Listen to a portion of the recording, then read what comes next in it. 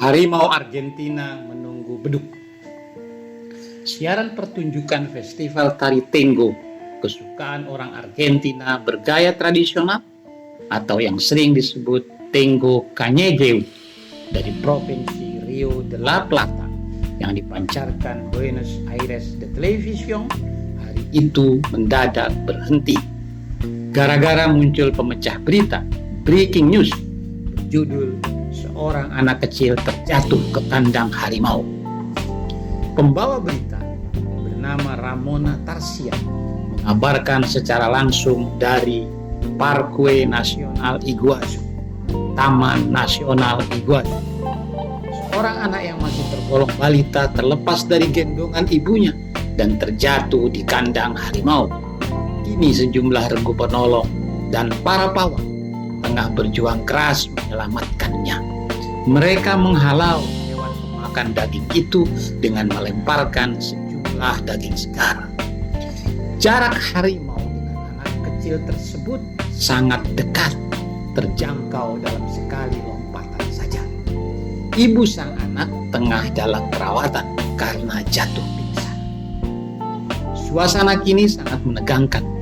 Demikian Ramona Tarsia melaporkan dari tempat kejadian. Parque Nacional Iguazu, sebuah taman hutan nasional yang di dalamnya terdapat warisan dunia, ditemukan oleh orang Spanyol pada tahun 1541 bernama Conquistador Alvas Nunes Cabeza de Vaca. Temuannya diberi nama Nunes Cataratas del Iguazu, yaitu air terjun yang memiliki hamparan sungai sangat luas dan membelah dua negara. Sebagian berada di Provinsi Paraná, negeri Brazil, dan selebihnya terletak di Provinsi Misiones, negara Argentina.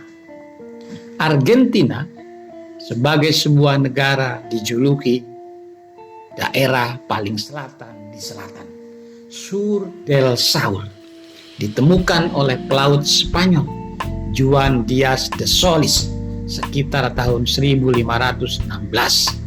Negeri ini tahun 1989 sampai dengan tahun 1999 dipimpin oleh presiden bernama Carlos Saúl Menem, seorang imigran keturunan Suriah dan Lebanon.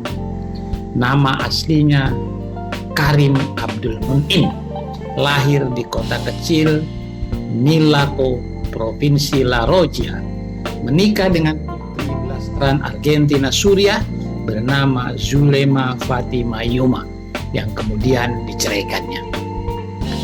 Pasca itu, Menem menikah lagi dengan Cecilia Boloco, gadis Molek asli Chili, peraih Miss Universe tahun 1987 dan berusia 35 tahun lebih muda dari Menem. Tahun 2007 sampai dengan tahun 2015, Argentina untuk pertama kalinya dipimpin oleh Cristina Fernández de Kirchner, seorang presiden perempuan kelahiran tahun 1953. Sekarang ini, Presiden Argentina bernama Alberto Angel Fernandez, pria kelahiran April 1959, alumni Fakultas Hukum Universitas Buenos Aires dari Partai Justicialis, menjabat sejak 10 Desember 2019. Di sini, di Argentina, banyak berkeliaran pengusaha keturunan Arab yang bergerak pada sektor peternakan dan eksportir daging sapi. Mereka menguasai jaringan perdagangan internasional, sebut saja di antaranya Syekh Barbut Al-Jalebawi, warga Buenos Aires keturunan Arab. Dia selain sebagai pengusaha, juga senang memelihara harimau. Salah satu harimau peliharaannya berasal dari Sumatera.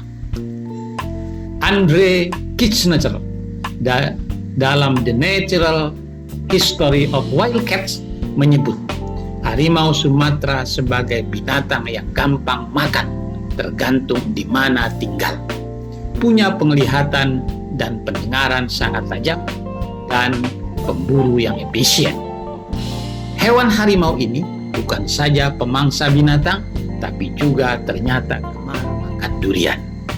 Di bagian selatan Sumatera, harimau biasa disebut dengan panggilan nek ngau atau setue, artinya saudara yang dituakan. Harimau ini sering terlihat di perkebunan warga tanpa menimbulkan gangguan.